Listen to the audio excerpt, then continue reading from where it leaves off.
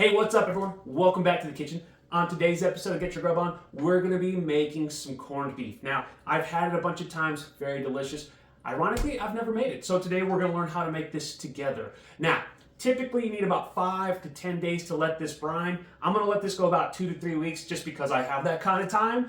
And also, I just like to see how long I can take my brines because I'm curious. But regardless, in front of us, we got about 2 gallons of water, 1 cup of kosher salt, 2 teaspoons of pink curing salt, half cup of brown sugar, of course, pickling spice. And then I also have about 6 cloves of garlic that are pickled, as well as a little bit of the brine that goes in there. So we're gonna mix this all up, make our brine, let it go, and yeah. So you ready to do this? Awesome. You know the drill. Mix it all up and have fun.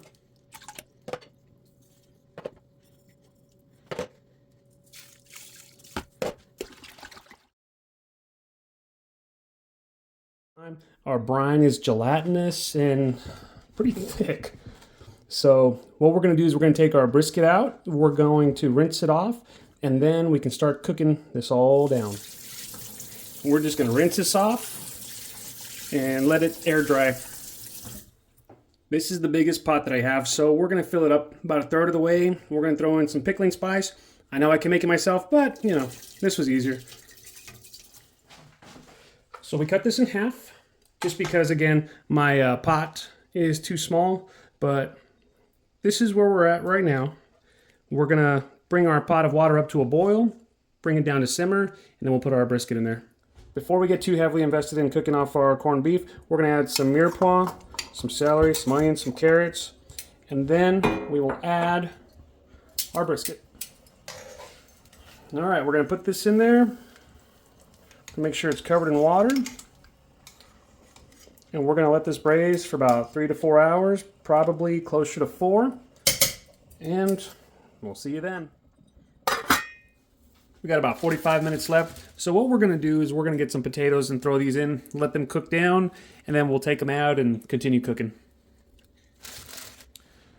Potatoes are semi-cooked, which is what we're going for. We're just going to get a little container and press down and go from there. Don't forget to season these. We're going to get a little bit some melted duck fat, pour that a little bit on every single potato. Now we'll throw them in the oven for about 10 minutes at 450, and then we'll top them off with some Parmesan cheese. They're starting to get crispy. We're going to add some Parmesan cheese to the top.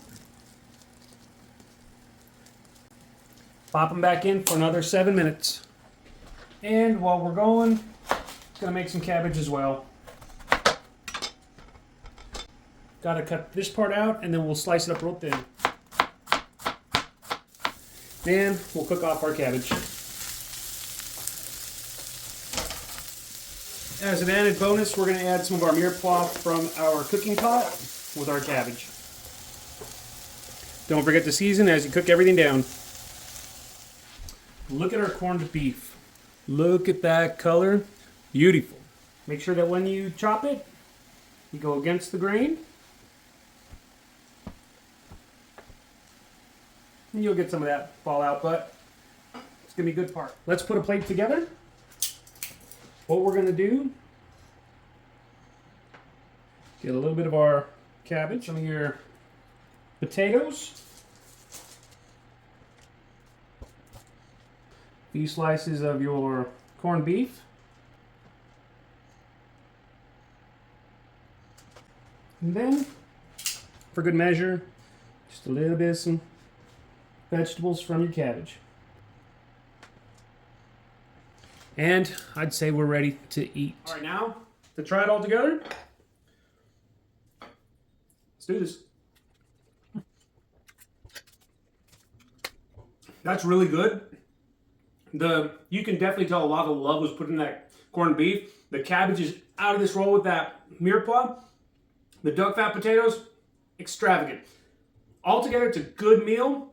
Great for St. Patrick's Day if you're getting ready for it. You still got some time to do a corned beef. You don't have to brine it for a month like I did, but you can sure have fun doing it. Anyways, hope you learned something today. Make sure you follow me on social media. Chef Steven Gonzalez on Facebook. Chef Stegon's on Instagram, TikTok, and yeah.